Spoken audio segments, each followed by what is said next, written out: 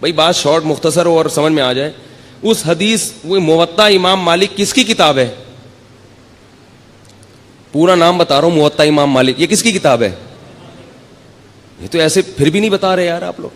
یہ تو ایسے ہی ہو گیا جیسے ایک وہ تھا, ایک وہ بیٹھا ہوا تھا, وہ پہلے زمانے میں سیٹ چیلے, وہ تو نہیں گرو ہوتا تھا نا, اس کا ایک چیلا ہوتا تھا چیلا. تو جو چیلا تھا نا وہ بڑا مالدار تھا, اور گرو کیا تھا؟ غریب بیچارہ, ظاہر ہے اس کا نوکر تھا. ہمارے حضرت اس پہ یہ واقعہ اس پہ سنایا کرتے تھے کہ ہر مالدار آدمی میں عقل نہیں ہوتی, بعض دفعہ بیوقوفوں کو اللہ دولت زیادہ دے دیتا ہے, بلکہ زیادہ تر ایسا ہی ہو جاتا ہے, ٹھیک ہے نا, اللہ اپنی قدرت دکھاتا ہے. تو اور اگر اللہ یہ اصول بناتے کہ جس کے پاس پیسہ ہو تو اس کے پاس, جس کے پاس عقل زیادہ ہو پیسہ بھی ہوگا, تو بیوقوف تو بھوکے مر جاتے بیچارے. تو کیا ہے کہ عجیب حساب ہے کہ بعض دفعہ عقل بالکل نہیں ہوتی, پیسہ بہت ہوتا ہے. تو اس پہ حضرت یہ واقعہ سناتے تھے کہ وہ ایک چیلا تھا, بڑا مالدار تھا, اس کا ایک نوکر تھا.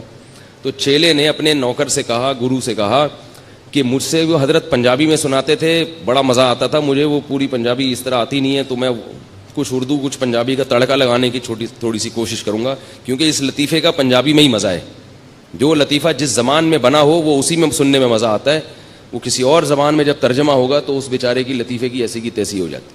تو حضرت اس پہ سنایا کرتے تھے کہ وہ گرو نے اس سے پوچھا, بلکہ وہ سرائکی میں ہے, کہ اپنے نوکر سے کہا کہ مجھ سے کوئی پہیلی پوچھو, لیکن یہ بتا دوں اگر مجھے اس کا جواب نہ آیا نا تو تیری ٹھکائی لگاؤں گا میں.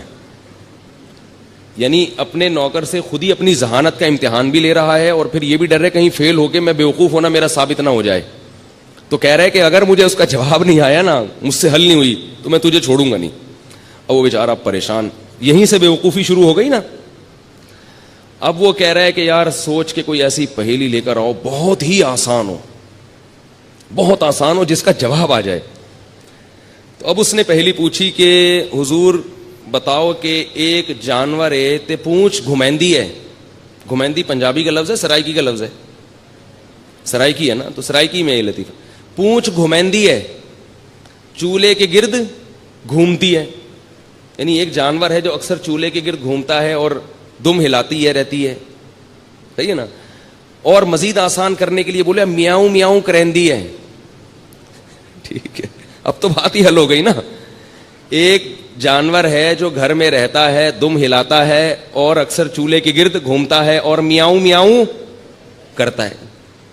بوجھو کی ہے, بتاؤ بھائی کون سا جانور ہے.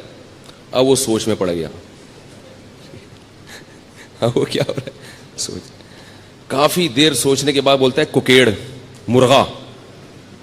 اب یہ نوکر نے بولا میری تو آئی شامت, اگر میں بولوں غلط ہے. بڑا ہوشیار تھا.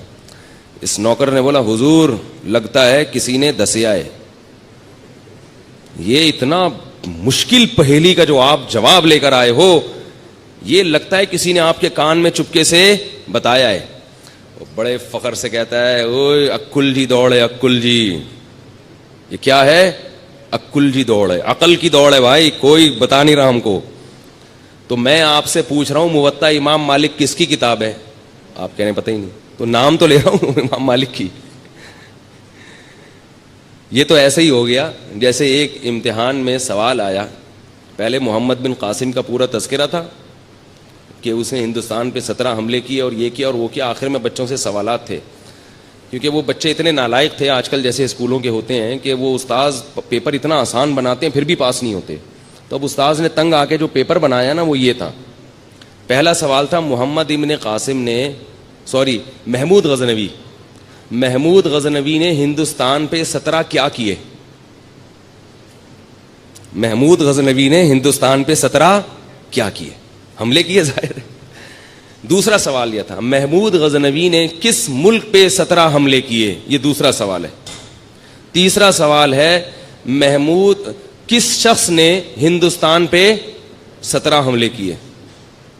یہ 3 سوال ہیں اور 3 میں ایک کرنا ہے, 2 اختیاری ہیں. ٹھیک ہے نا, کمپلسری صرف ایک ہی سوال ہے. بچے پھر بھی فیل ہو جاتے ہیں, وہ پھرے دیکھ رہے ہوتے ہیں جو لے کر آئے ہیں نا, یار اس میں کہاں لکھا ہوا ہے. تو دیکھو کہاں کتنا آپ لوگوں نے پریشان کر دیا. اگر آپ اسی وقت جواب دے دیتے امام مالک کی ہے تو پھر مسئلہ یہ اتنے دو واقعات آپ کو اتنے حسین واقعات سننے کو نہ ملتے.